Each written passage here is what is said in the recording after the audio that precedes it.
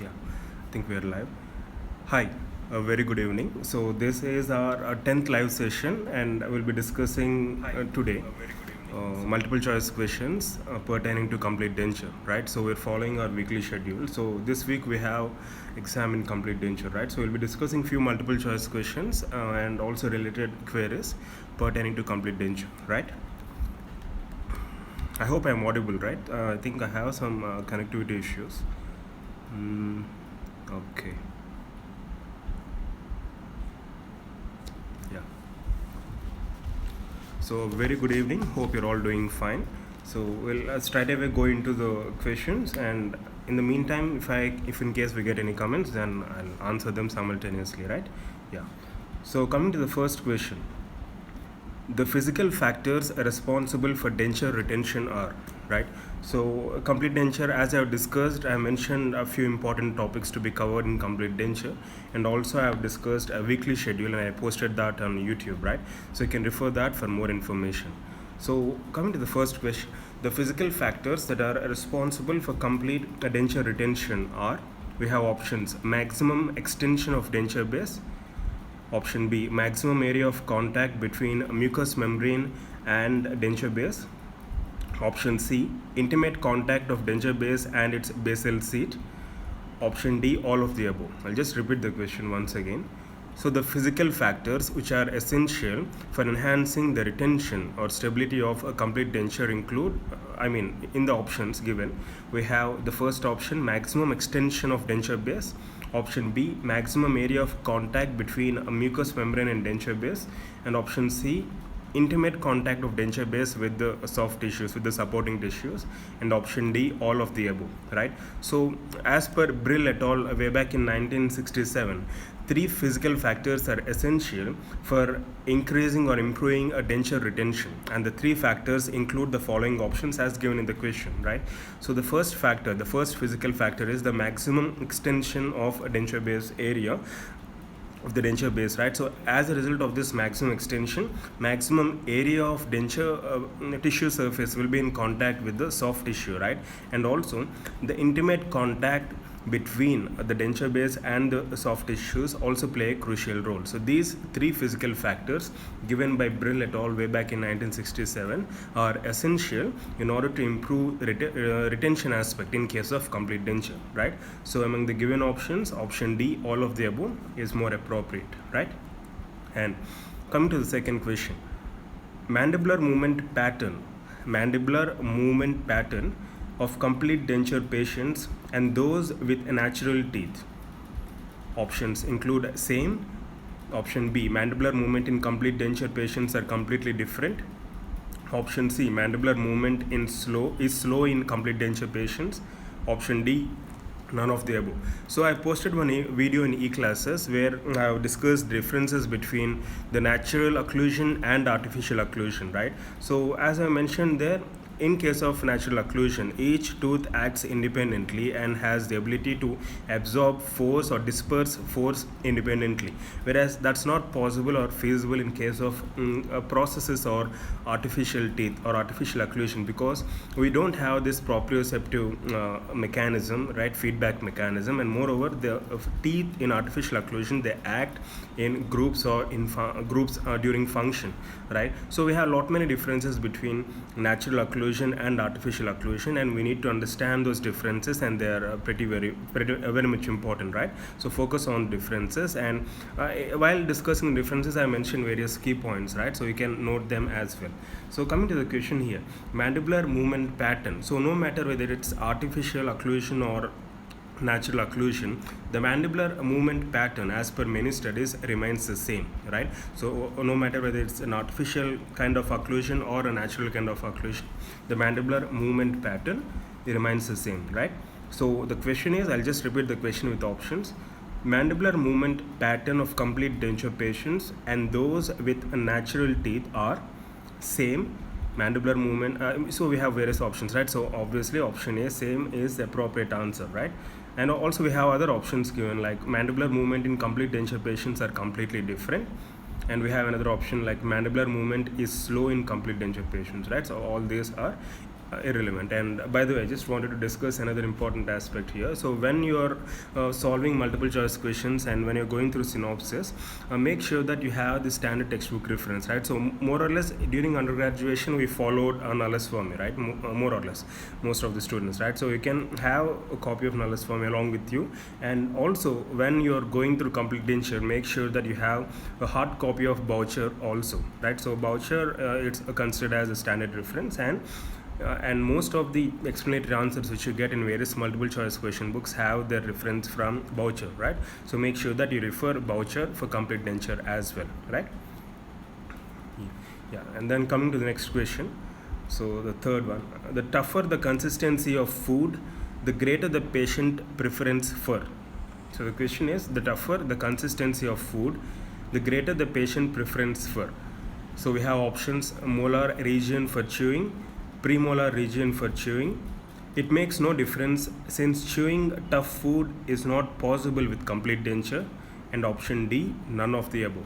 So while discussing the differences between natural occlusion and artificial occlusion, I mentioned that patients have a tendency, in case of natural occlusion or dentition, patients have a tendency to chew mostly over the second molar area where they can exert more force and there will be better leverage, right? So because of the presence of a second molar area at a comfortable distance from the hinge axis, from the temporomandibular joint, so if we feel more comfortable, like patients with natural occlusion will feel more comfortable to masticate in the second molar area.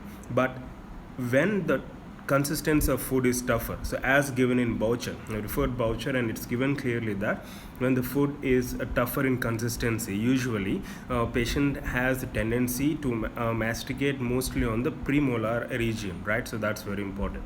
So the tougher the consistency of food, the greater the patient preference for premolar region for chewing, right?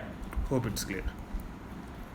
And coming to the next question, a denture sore mouth can be caused by. So see, we have many questions from post-insertion problems of denture, right? So once we insert denture, what are all the problems we can anticipate? Occlusal related problems with decreased vertical dimension, increased vertical dimension, or problems with inadequate freeway space, right? So many problems can be anticipated, right? Because of either mistakes done by the operator or by the mistakes done as a process of lab fabrication of processes, right? So we need to understand all those errors and how to overcome them, right? So we can expect many questions from these areas as well, right? So the question is, denture sore mouth can be caused by, and the options include option A, underlying abnormal metabolic or hormonal function; option B, nutritional deficiencies; option C, due to psychological reasons; option D, all of the above, right? So obviously along with these reasons, improper occlusion, right, and also increased vertical dimension, right? So we have n number of reasons which can contribute to denture sore mouth, right? So underlying abnormal metabolic or hormonal function, nutritional deficiencies, vitamin B deficiency. We also have this condition of Perlicki, right? And also due to psychological reasons. While discussing the psychological classification given by House, and where I have mentioned different attitudes of patient, right? So we have exacting patients, hysterical, indifferent, right? So we have many classifications. We have 4 classes, right? So even in one of the classes, hysterical or indifferent, as I clearly mentioned that patients with negative attitude or psychological reasons complain of this post-insertion denture problems, right? So even that could be one of the reasons, right? So denture sore mouth can be caused by all of the given options here, right? Underlying abnormal metabolic or hormonal function, nutritional deficiencies, and also due to psychological reasons, right? Option D would be the appropriate answer. And coming to the next question, as a result of aging, mandibular residual ridge. So this ridge resorption pattern. So even while I was writing my entrance, we had this question on the direction of resorption in case of mandibular residual ridge, right? So you need to focus on these areas as well, because we're having repeatedly many questions from the same area. So in case of mandibular ridge resorption, especially in the posterior area, the ridge resorption happens more on the more on the lingual side, thereby leading to shift of the ridge towards the buccal aspect in the posterior region, whereas in anterior region it's the opposite, right? So there will be a movement or sliding or migration of ridge more towards the lingual and inferior aspect, right? So just memorize this pattern of ridge resorption, then you can answer any multiple choice question pertaining to this topic. So mandibular anterior region, the ridge resorption will be inferior and lingual, whereas mandibular posterior region, ridge resorption direction would be buccal, right? So coming to the question here, as a result of aging, the mandibular residual ridge, option A, becomes wider posteriorly, option B, becomes narrower posteriorly, option C, has no change in posterior region, option D, none of the above. So as I discussed, in the posterior area there will be a migration of the ridge towards the buccal side, right? So there will be widening of the posterior aspect of the mandibular ridge, right? So it becomes wider posteriorly, option A is appropriate answer, right? So that's pertaining to a sample question on the direction of ridge resorption, right? Yeah. And coming to the next question, a medium-sized torus is observed in the mandible, right? The best form of treatment is, so torus, right? A medium-sized torus is observed in the mandible. The best form of treatment is option A, to remove the torus surgically, to relieve the torus of pressure, option C, cut a hole in the denture in the area of torus, option D, ignore. So it depends on the size of the torus. If it is huge and if you feel like it interferes with the stability of the denture, then obviously it has to be surgically corrected. But here in the question they have clearly mentioned the fact that it's a medium-sized torus, right? So a medium-sized torus, usually we give relief in the denture and carry on with the fabrication of processes, right? So relieve the torus of pressure is the appropriate option for this question, right? So the question is a medium-sized torus observed in mandible, the best form of treatment would be, right? So it's relieving the torus of pressure rather than removing it surgically, right? Okay. Now moving on to the next question, a patient is observed with a sharp mandibular ridge. The impression technique to be used will be, so again you need to focus on the impression, different kinds of impression techniques. You have this mucocompressive, mucostatic and selective pressure techniques. The scientist names and also contributor names is not really that significant, but who knows, the examiner can be crazy and you can expect a question even from that aspect as well. So the indications of these pressure techniques and also like the procedure, right? So try to follow these things and try to focus on these areas as well. That's very important, right? Yeah. So the question is, a patient is observed with a sharp mandibular ridge and the impression technique to be used is, so in case of sharp mandibular, while going through the impression techniques, there is a clear-cut indication for here we have options: minimal pressure technique, selective pressure technique, more pressure technique. Makes no difference since impression technique have not been proved. So we have to go for mucostatic or minimal pressure technique, right? So that there will be uniform force distribution all along the ridge, right? So you just go through the classification of these impression techniques and the indications mainly. They're very important, right? So a patient observed with a sharp mandibular ridge, the impression technique to be used will be minimal pressure technique. So that there will be distribution of forces evenly, right? Just keep that in mind. Excuse me. I'm sorry. Yeah. Just by having this sore throat for the past 4 or 5 days, just trying to manage somehow. Okay, I hope I'm audible, right? Yeah.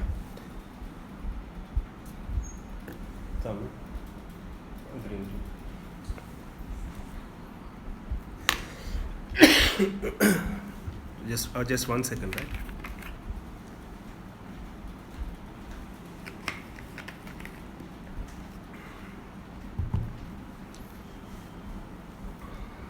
I think we have some comments.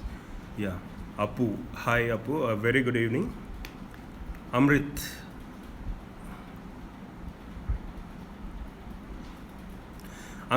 You should think in the opposite direction. Ridge, in case of posterior ridge, mandibular posterior region, as given in Boucher, it resorbs more on the lingual aspect. As a result, there will be drifting of the ridge area buccally, and the opposite is true in case of mandibular anterior region, right? So what I mentioned is the direction of movement or the migration of the ridge. It's not the resorption which I mentioned, Amrit, right? Hope it's clear.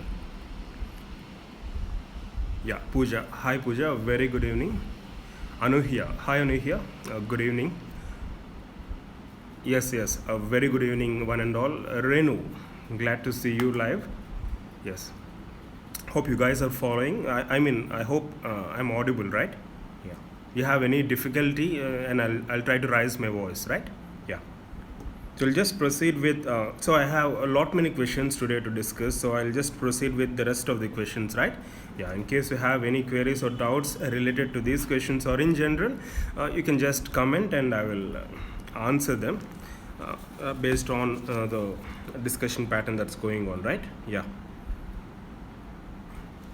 Right, simultaneously I'll be telling you the list of important topics once again, and make sure that you make a note of these points and these topics, right, and try to follow it and try to cover them as soon as possible, right? Yeah. Good evening, Deepak. Coming to the next question, retromolar pad area should be covered. So retromolar pad, see, the moment we hear of retromolar pad, they used to ask us the components of retromolar pad during our vivos way back in our undergraduation, right? So make sure that you know the components of retromolar pad as well, and also its significance, right? So to briefly summarize the components, so retromolar pad, it contains a glandular tissue, a pterygomandibular raphe, and also three muscular attachments of temporalis, buccinator, and superior constrictor. See, the problem with these memory-based topics is that you'll remember when you study that at that particular moment or for few days altogether, but later on you have this tendency to forget, right? Since I referred the components or all these questions and discussions for the past 2 days I have been referring, so it's easy for me to recollect. So it's humanly consider that natural to forget things, right? So that's the reason why I keep on stressing you to note down all these memory based topics, so that it will be easy for you to recollect them at a later date the moment you go through your notes, right? So just keep that in mind. Make sure that you make a note of all these points in your customized notes, right? Yeah.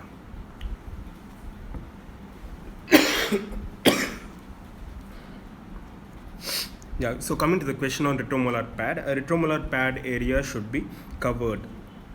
Option A, to give better stability, to allow border seal, to decrease the rate of resorption of alveolar ridge, and option D, all of the above, right? So we have 4 options here. The reason why I'm laughing is because someone is crawling behind me. Okay. Yeah, so retromolar pad area should be covered, right? So we have this is very much important, because we usually cover retromolar pad area during denture based extension, because in order to get a proper seal, only once we get a proper seal, then there can be more stability and retention to the denture, right? So the rationale behind covering the retromolar pad area is to improve the seal, right? So we have this peripheral seal, right? So that's an important short notes also during our undergraduation. So retromolar pad area should be covered to give better stability, to allow border seal, to decrease rate of resorption of alveolar ridge, all of the above. So among the given options, to allow border seal would be the single most appropriate option, right? Yeah. And also we discussed about retromolar pad components. You just go through them and make a note of those components as well, right? Yeah. Because usually we have a combination of questions from anatomy and prosto also. You can have combination of questions regarding muscles, muscular attachments, and relief areas, and muscles which actively engage various frenal attachments and all, right? So you can have questions on combination questions in anatomy as well as in prosthodontics, right? Yeah. Now coming to the next question, a patient presents with an unfavorable ridge slope. So when you say unfavorable ridge slope, it means you have undercuts and it's not so convenient to obtain a proper support or stability for placement, for fabrication and placement of complete denture processes, right? So a patient presents with an unfavorable ridge slope. Most likely, the options are, he is a recent extraction case, he has been edentulous for a long time, he has had posterior teeth removed much before anterior. And option D, unfavorable ridges are never seen. See, whenever you come across a case, usually if you remember in oral surgery posting, when you extract root stumps in case of elderly, if in case they're planning for denture immediately, not immediate complete denture, I'm not talking about immediate complete denture, but if at all they're planning to go for a complete denture processes in near future, we have this tendency to alveolar that area. We'll just round off those spicules with the appropriate hand instrument, and then we'll suture that area, right? So alveoplasty is being done. So usually whenever the reason why we do is because we need to have a well-rounded ridges in order to provide greater stability and retention for the denture process, right? So the point here is, whenever you come across a case of unfavorable ridge contour, it's mostly a case of recently extracted tooth, right? So the reason why I shared that clinical experience is because it will be easier for us to recollect and remember, right? So the patient is of a recent extraction cases, right? So usually it takes around 3 to 6 months for the ridge to get well rounded, right? And then we go for a fabrication of a processes, right? So patient presenting with unfavorable ridge slope most likely is a recent extraction case, right? And also remember, it takes approximately 3 to 6 months for the ridges to become well rounded, right? Just keep that in mind. Yeah. And regarding the extensions of dentures, I mean, that's a basic part and you need to go through them, right? So what should be the posterior extension of complete denture? What should be the occlusal level of the mandibular posterior denture flange area compared to retromolar pad area, right? So we need to know these extensions, and we can expect basic straightaway questions from these areas as well. So we have a related question here. The upper denture should extend up to vibrating line 1 to 2 mm behind the vibrating line, anterior to vibrating line, has no relation to vibrating line. So it's a direct question. So the denture extension, upper denture extension has to be, I'm sorry, I just had one phone call, so sorry for the interruption, right? Yeah. So the upper denture should extend 1 to 2 mm behind the posterior, behind the vibrating line, right? So we'll just move on to the next question. So we can expect many questions from centric relation and centric occlusion concepts, right? So just keep that in mind. It is said that, so the related question is, it is said that a centric relation and centric occlusion of denture should coincide because options include loss of periodontal receptor on teeth makes the patient lose his source of control for positioning mandible. Option B, so that deflective occlusal contacts can be avoided. Option C, so that the patient can eat without difficulty. Option D, all of the above. So we have this concept of balanced occlusion in complete denture, and also most importantly, centric relation and centric occlusion should coincide because, as I mentioned before, we have many differences between natural occlusion and artificial occlusion, right? So in the differences, they clearly mention that in artificial occlusion, you don't have this luxury of having proprioceptive impulses or feedback mechanism, right? So because of this lack of proprioceptive impulses, what happens is we cannot detect occlusal prematurities in case of artificial occlusion, right? As a result, there can be like a loosening of dentures and various other problems related to the denture wearer, right? So what we do is, in order to overcome that, we are giving this kind of balanced occlusion in case of complete denture, and most importantly, we are trying to make sure that the centric relation and centric occlusion coincide, right? Whereas in case of natural dentition, we have something called as habitual occlusion, which is way beyond, which doesn't coincide with the centric relation. So we have this habitual occlusion because of this proprioceptive mechanism, right? So this concept of balanced occlusion is so beautiful that once you start understanding what it is exactly, then you will really enjoy referring and going through the subject, right? So that's the beauty of the concept, understanding the concept. So it is said that centric relation and centric occlusion of denture should coincide because option A, loss of periodontal receptor on teeth makes the patient lose his source of control for positioning of mandible. So that's true. So that deflective occlusal contacts can be avoided. That's true. And so that the patient can eat without difficulty. So all these factors can be enhanced. Hence, CR and CO should be coinciding, right?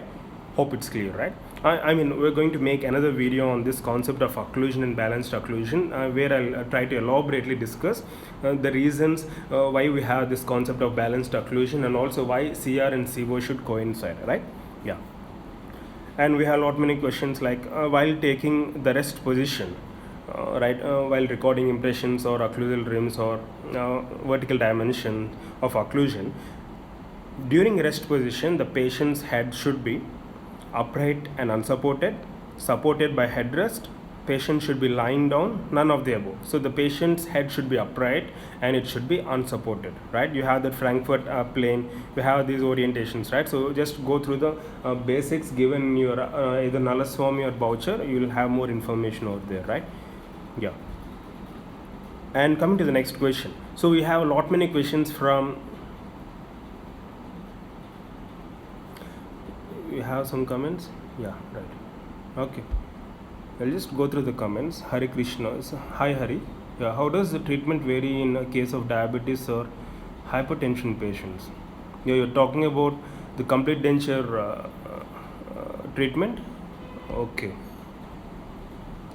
So hypertension, I don't think there will be much difference, but we need to make sure that the appointment timing. See, diabetes and hypertension, we have this morning sickness syndrome, right? Especially in diabetes. So we avoid this early morning appointments, as far as I remember, 10 o'clock appointments or 11 o'clock appointments. So appointment timing would be vary in diabetics, Hari, and as far as I remember. And secondly, the rich pattern, the resorption pattern would be more, I mean, it would be more intense in case of diabetics, right? So periodontal complications are commonly seen. So even that could be one factor which affects the way in which we treat the patient, right?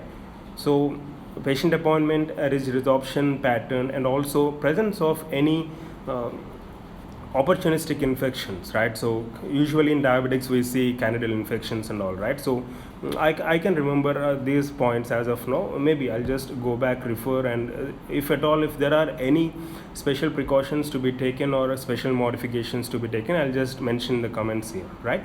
Yeah. So you mean to say prosthodontic considerations for medically compromised patients. So more or less your question is around that topic, right? Okay, we'll look into that. Mansi, hi Mansi. Yeah, why when CR and CO coincide, proprioception is better? Proprioception is not better, Mansi. Proprioception is lacking or absent in case of artificial occlusion. We see proprioception because of the receptors present in periodontal ligament, which is seen only in case of natural occlusion.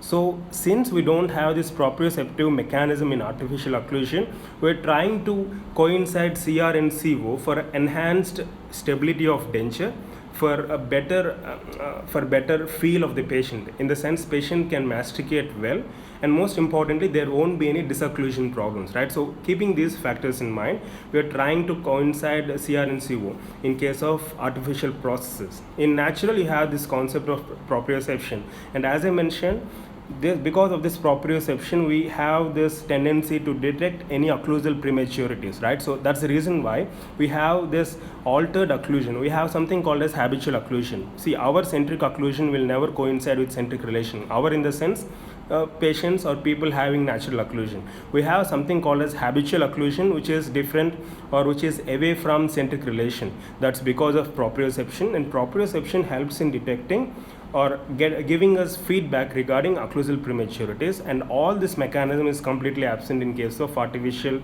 occlusion, right? So that's the reason why, to overcome that, we are trying to coincide CR with CO with a hope to improve the stability of denture and also to improve patients' comfort, right? Hope it's clear, Mansi. Yeah. Okay. We'll just go back through I mean, we still have a lot many questions here.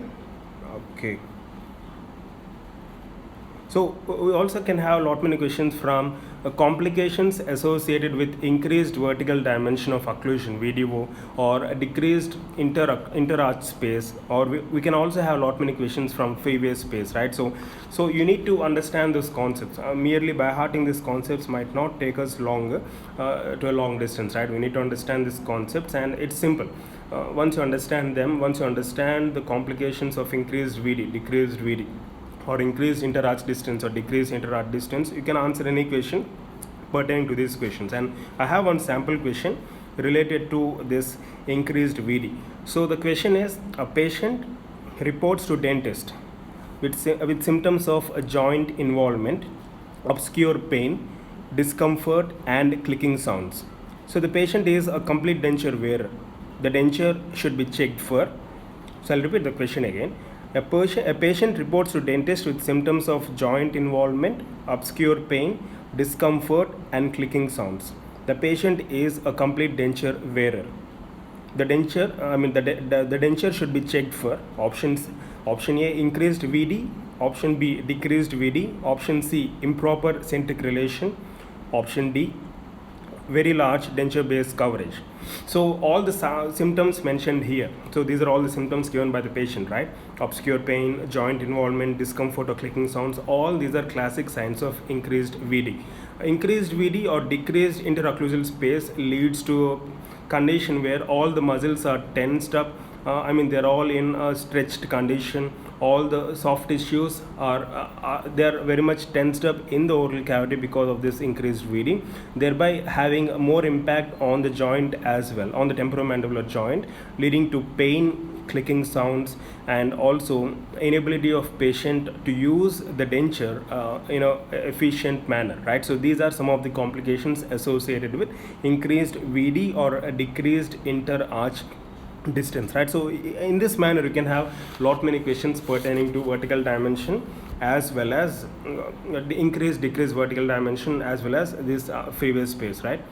And we have another direct question like freeway space, the value can be asked, right? So 2 to 4 mm. So that's another question which I wanted to discuss. And Mansi, to the question which you mentioned, to the question which you asked me, we have another related question pertaining to that. Centric occlusion and centric relation in a complete denture patient do not coincide. The problem that the patient will have will be option A, soreness, option B, loose denture, option C, inability to eat, option D, all of the above. See, so as I mentioned, if a centric relation CR and CO do not coincide in a complete denture patient, then these are the problems which we can anticipate. There can be soreness, there can be loose denture, lack of stability, and ultimately inability of patient to eat, right? So all of the above, right? So that's the significance of coinciding CR and CO while constructing a process, right? So care has to be taken to make sure that CR and CO coincide in case of artificial occlusion, right? Yeah.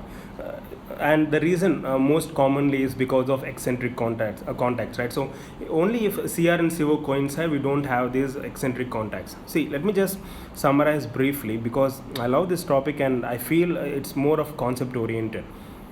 If CR and CO do not coincide in case of natural occlusion, then it's fine because of proprioceptive impulse or because of our ability to adjust the mandible accordingly, we will have another different habitual occlusion. So it will be fine in us. We will not have any disocclusion or dislodgement of processes. But in case of complete denture wearers, in case of people with artificial dentition, if CR and CO coincide, right? So obviously there will be lack of stability in the denture because of eccentric contacts, or we call them as occlusal prematurities, right? Hope it's clear. Yeah, well understood. Yeah, glad to hear that, Mansi. Good. Yeah, and we have another related question pertaining. So we have one of the comments previously from Amrit Babu. Okay. So Amrit Babu asked me related to the direction of resorption, right? So we have a related question to that topic. So the occlusal rim in the molar region should be slightly buccal, slightly lingual, so and so options. Also we have another related question.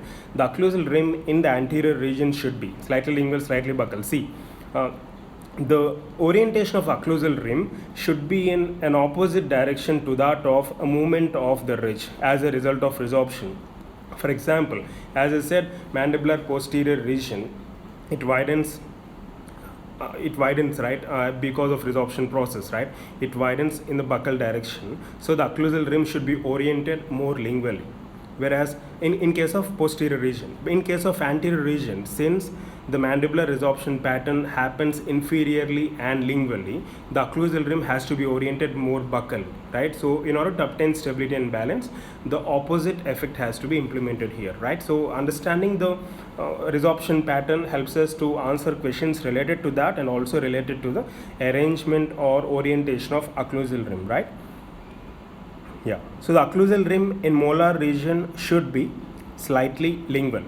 The occlusal rim in anterior region should be slightly buccal, right? Hope it's clear. And also we can have questions related to anatomy, pure anatomy, as I said, related to musculature and also related to the distance, position of incisor papilla. So we have a question, distance of incisal edge of maxillary central from the incisor papilla, right? So 8 to 10 mm, it's a direct question, right? Yeah. And articulators, you can have lot many questions. Try to focus on the classification of articulators, Hanos, whip mix, different articulators and the details of those articulators, right? Archon type, non-archon type, just go through them. You can have lot many questions, right? Yeah.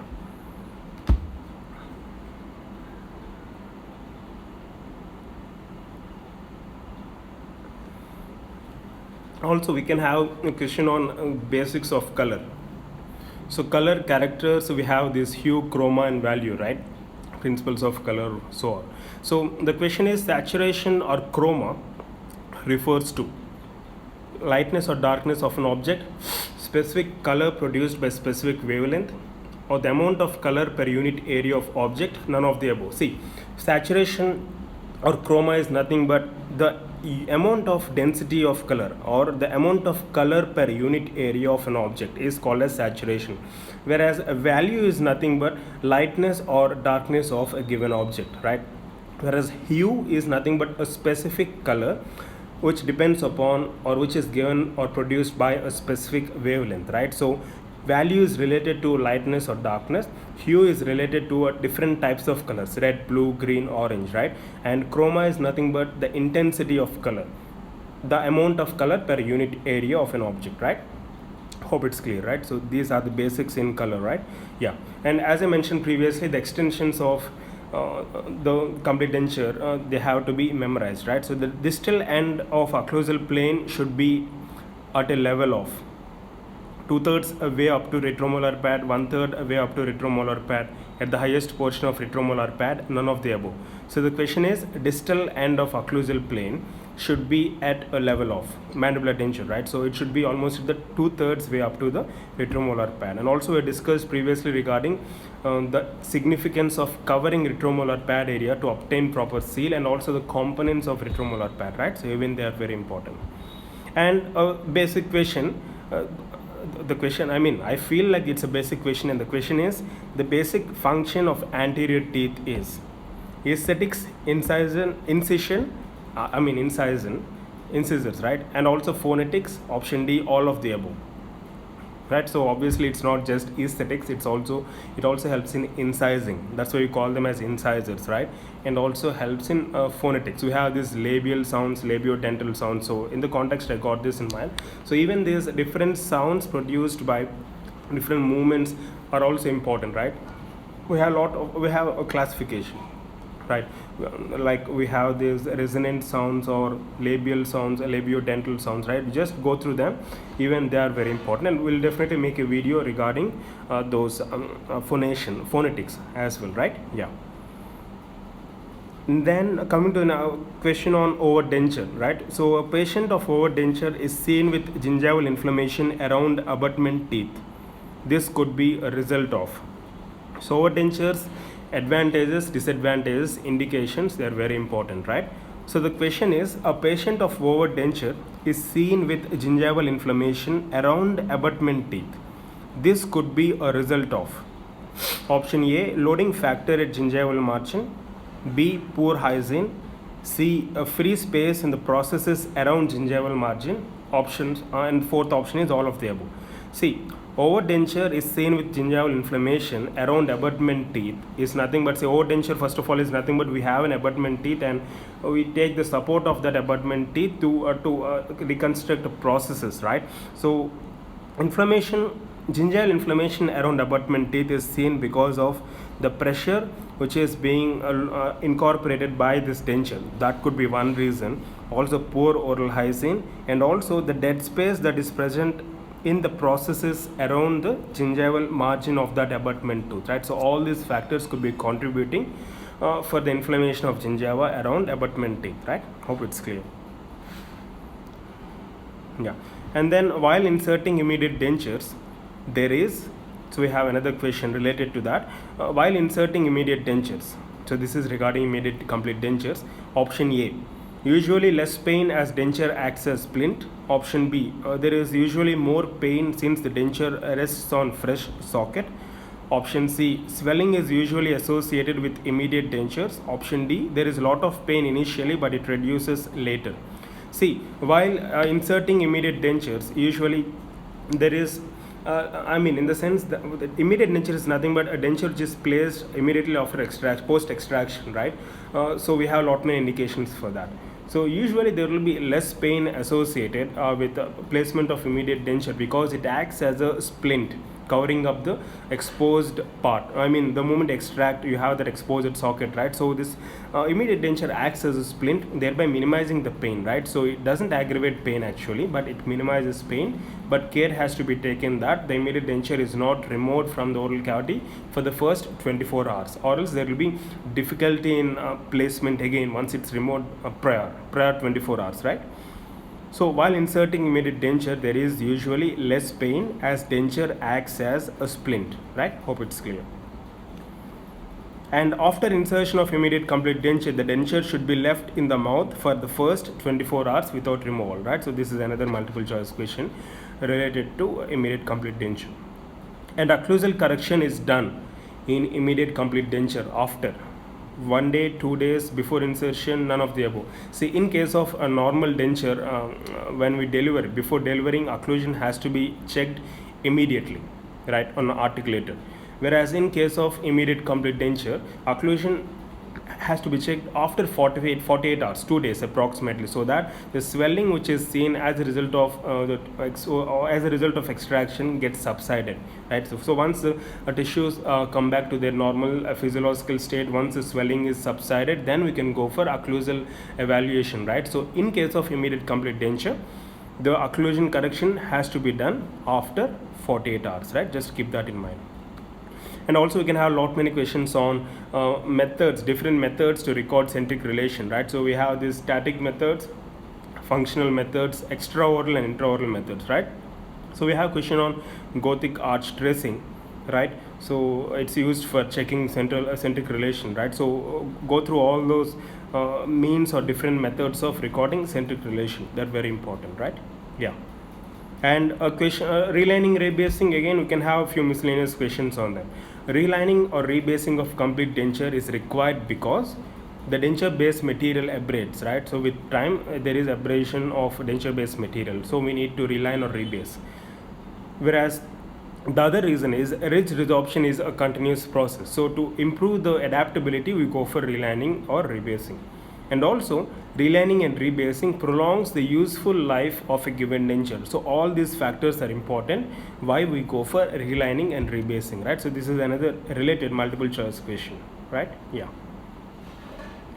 And a patient is, we can have many case based questions also, many case based questions pertaining to this, like a patient complains of a pain after inserting a complete denture, right? We can have many case based questions, and one example for that is a patient is referred to the prosthodontist with complaint of a newly made denture which is loose and cause soreness even after a repeated adjustment. So what is the most important thing to do in such a case? So a patient is referred to a prosthodontist with complaint of newly made denture which is loose and can cause soreness even after repeated adjustment. So the first thing which we do is just don't go for directly invasive procedures like relining or rebasing. The first basic thing which we need to follow is checking the occlusion. So checking the occlusion, the first starting step to evaluate the processes, right? So that would be the appropriate option. I'm just running through. I think it's almost 45 minutes. Yeah.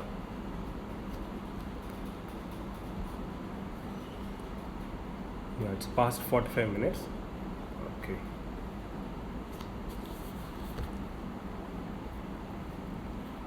I'll just go through couple of questions and then we'll conclude the session, right? Yeah. If see, today I've come across this case in our department also. So see, usually when we see more of calculus on one side of the oral cavity, for example first quadrant, so it means that the patient is not masticating on that side, right? It can be because of pain, it can be because of a deep carious lesion, pocket, or a defect in the occlusion of processes, right? So there can be n number of reasons, and I found a related question pertaining to that.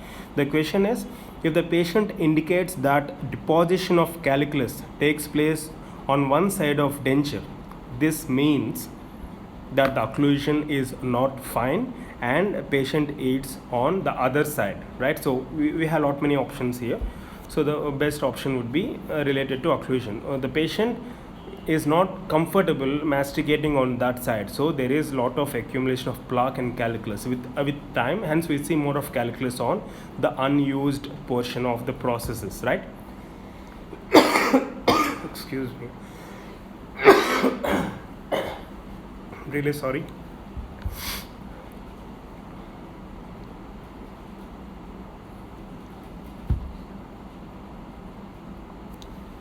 Yeah. And another question pertaining to complete denture, errors in complete denture. If the patient indicates that after wearing denture for several hours, the gums of jaw get sore and the muscles get tired, it shows. So as I mentioned before, if the vertical dimension is increased or if the interocclusal space or freeway space is decreased, then all the musculature, soft tissues will be in a tense state. They'll be in an active state, thereby leading to problems in joints, and also there can be problems with the musculature, with the normal physiologic activity of masticating, or even speaking would be much difficult in such cases, right? So if the patient indicates that after wearing denture for several hours, the gums of jaws get sore and muscles get tired, it shows that the freeway space is not enough, or it means that there is increased vertical dimension. And for your information, the freeway space is in the range of 2 to 4 mm, right? So as per many studies, it's in the range of 2 to 7 mm, but going as per the textbooks, it's 2 to 4 mm, right? And occlusion of complete denture should be checked after 24 hours, after 48 hours, after 72 hours, or immediately, right? So as I mentioned, occlusion for complete denture should be checked immediately. In case of immediate complete dentures, right, immediate dentures, we evaluate occlusion after 48 hours, right? Yeah. And failure to correct occlusion before the patient wears the denture obviously results in destruction of residual ridge, sore spots on mucosa, and looseness of denture bases, right? So that's another multiple choice question. A balanced occlusion in denture is essential. I'll just read out the options, right? For the patient to masticate properly so that the denture have adequate retention. Option C, to ensure even pressure in all parts of arch, which maintains stability of dentures when mandible is in centric eccentric position. Option D, none of the above. So as I said previously, as we were discussing regarding this proprioception and the differences in occlusion between artificial and natural teeth, the reason why we go for balanced occlusion is to have a tripod effect, a 3-point contact, no matter where the mandible is positioned when a patient with complete denture is using it, right? So only when you have this 3-point contact, then there will be stability in denture, right? That's the reason why we go for balanced occlusion. And balanced occlusion is given to ensure that there is even pressure in all parts of arch, which maintains stability of dentures when mandible is in centric as well as eccentric movements, right? So that's what I was trying to explain you previously also, right? Hope it's clear. Yeah, and the width of posterior palatal seal area is around 1 to 5 mm, right? So we have lot many standard questions also, right? So choose lot many multiple choice questions this week so that we can cover up as many topics as possible, right? So these are some of the multiple choice questions which I wanted to discuss, and I hope it's clear, right? So you have any queries, you can pose. I'll just stay online for another maybe 10 minutes, right? It's already past 50 minutes. Yeah, hope you could follow what I explained you, right? Yeah. Rupesh, hi sir. Yeah, tips for retention of lower denture. Retention of lower denture tips. I mean, the basic principles will be the same. I mean, if you're asking me the clinical oriented, in the clinical orientation, maybe I'm not the right person to answer that question, right? So the basic theoretical aspects remain the same. Like it should have a wide coverage. It should cover posterior extension. Should be like it should seal the retromolar pad area. Or any overextension should be eliminated, right? And also there has to, as mentioned, right? Theoretically, I mentioned 3 physical factors, right? So wide coverage and intimate contact between the denture base and the tissue, right? So these factors would be crucial in enhancing the retention of a lower denture, right? And also the relief wherever necessary, because we have this tongue, which is usually the culprit in the lower jaw, right? So care has to be taken to relieve the lingual frenum as well, right? So that's in my opinion, right? Yeah, hope I answered your query. Okay.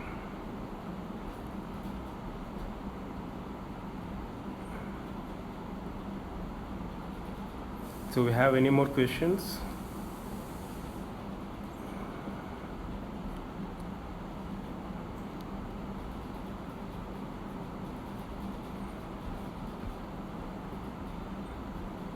All right.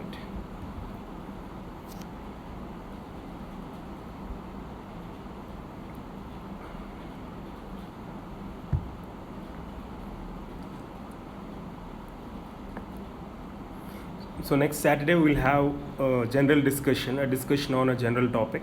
So I'm actually planning it in a different way. So I'll just I'll let you know, right? I'll let you know. I'll just plan it even further, and then I'll let you know. We'll just go ahead with a general topic discussion this Saturday, right? The timing will be the same, 7:30 p.m., right? So every Wednesday and Saturday we'll plan a live session. So every Wednesday it will be subject discussion, right? Multiple choice questions, topic wise, concept wise discussion, and maybe the Saturday we'll discuss a general topic, right? Bennett movements. Okay. So please discuss Bennett movements. Mansi, we'll make a video on it, right? So it's an elaborate one. I'll definitely note this, and we'll make a video on that. Bennett movements and also Hanu's squint, right? We have many concepts over there. We'll just try to discuss all of them. Okay. Bennett movement, Bennett shift, yeah.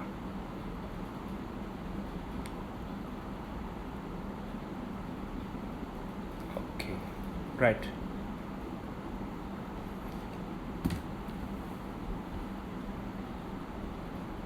Yeah, anything else?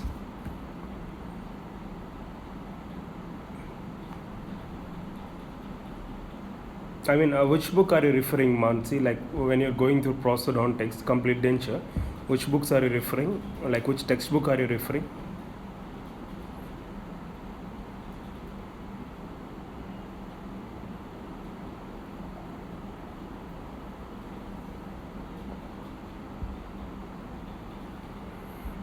Hari, we'll discuss all that. See, this week we have only complete denture. In the next week, we'll be discussing FPD and RPD. You'll definitely discuss indirect retainers also, right? I'll just make a note of these topics so that I can come up with an explanation of these topics and also a few multiple choice questions. Rangarajan. Okay, I'm hearing the book for the first time, Mansi. Okay, I mean, don't you have a Boucher with you? Boucher, 10th or 11th edition? I mean, if you have access to that from your college library or something, so try to get Boucher also. The Boucher should be your first preference. I'm not sure of Rangarajan, right? I've never heard of that. Okay.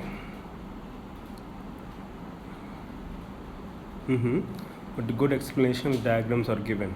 Okay. Yeah, for sake of referring diagrams and all, it's fine. But concept try to get from or more standard textbook, right? Okay.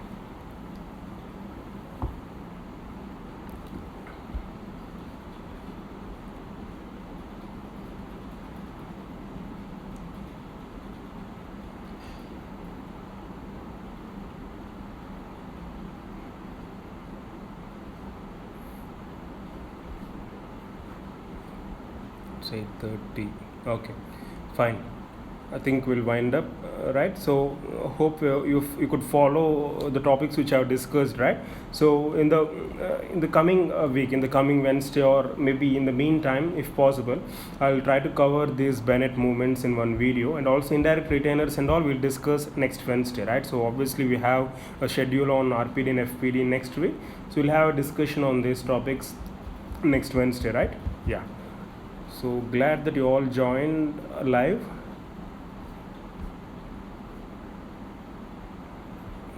Right. So hope your preparation is going on fine, right? For any queries or for any assistance, you can always mail us at proudtobedentist@gmail.com. I'm just commenting the same here. So proudtobedentist@gmail.com, right? Yeah. So for any further queries or assistance, you can contact us 24/7. Yeah, you're welcome. You're welcome, and all the very best. Keep the momentum going and stay focused. Don't ever give up, right? So if you have started your preparation in Jan, so you're in midway, more or less, right? So or if you have started your preparation now, so make sure that you carry that momentum without getting upset, depressed. Just hang on, right? So often I get mails saying that you're feeling depressed or low, right? See, just hang on, just try to give your best and make sure that you do your 100%, right? So leave about what's happening around you, just focus on what you have to do and just do your homework, and it's going to be fine, right? It's going to be fine. You can trust me in this. So give your 100%, be positive, and attitude is all that makes a huge difference, right? Have that winner's attitude and you're going to rock, right? So keep smiling, be positive, be optimistic, and hope for the best, and the best comes back to you, right? You're welcome, Renu. Yeah, all the very best, everyone. Good night. Keep smiling, right? Yeah, bye. We'll see you next Saturday with a general topic, and I'll announce the topic in social media, right? Facebook and WhatsApp. So all the best. Good night.